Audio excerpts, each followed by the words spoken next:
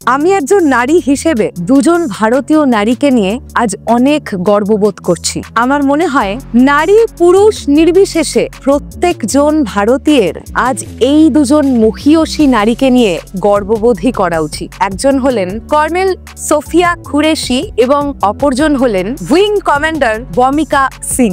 নমস্কার বন্ধুরা, আমি পৌশালী চলে এলাম আরো একটি নতুন ভিডিও নিয়ে। এই দুটি নাম আপনারা অনেকেই জানেন, আপনারা এই দুটি নামের সঙ্গে অনেকেই এখন পরিচিত, কাজেই আপনারা বুঝতেই পেরেছেন আমার এই ভিডিওটির বিষয়বস্তু এখন কি হতে চলেছে। অপারেশন সিন্দুর, এই দুই নারীর গল্প শুধু সাহসের নয়, বরং ভারতের নারী শক্তির প্রতীক। তাহলে চলুন আমরা জেনে নিই এই দুজন মহিয়সী নারীর অবদানের কথা। আগের ভিডিওতেই আমরা আলোচনা করেছি অপারেশন সিন্দুর সম্পর্কে। এই অপারেশনটির নাম অপারেশন সিন্দুর কেন? কারণ এটি পেহেলগামে নিহত পুরুষদের স্ত্রীদের প্রতি শ্রদ্ধার প্রতীক।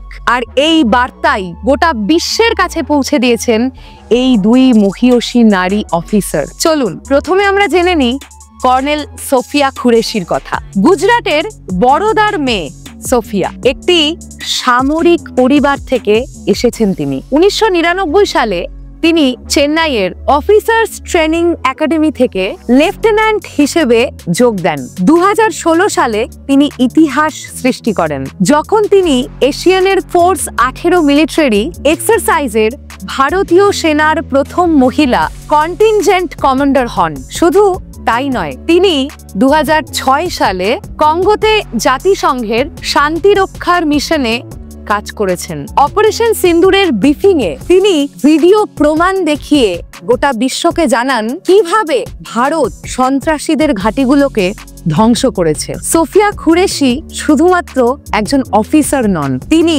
ভারতের নারী শক্তির প্রতীক। এইবার আসি উইং কমান্ডার ভূমিকা সিং এর কথায়।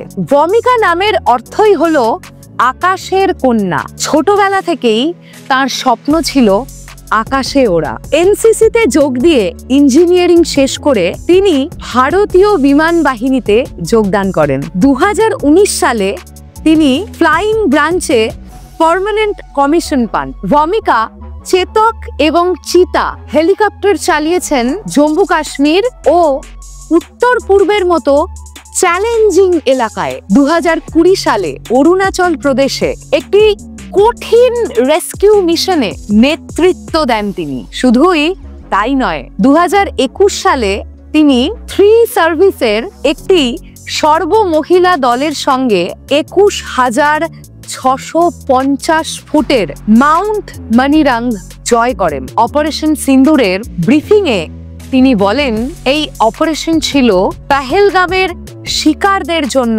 ন্যায় বিচার। ভূমিকা সিং আমাদের গর্ব। কর্নেল সোফিয়া এবং উইং কমান্ডার ভূমিকার ব্রিফিং শুধুমাত্রই অপারেশনের সাফল্যের কথা বলেনি, বরং গোটা বিশ্বকে দেখিয়েছে ভারতের নারী শক্তি। দুই ভিন্ন ধর্মের এই দুইজন মহিলা একসঙ্গে থেকে প্রমাণ করেছেন ভারতকে ধর্মের নামে ভাগ করা যায় না। এই অপারেশনের নাম সিন্দুর এবং এই দুই নারীর নেতৃত্ব একটি শক্তিশালী বার্তা।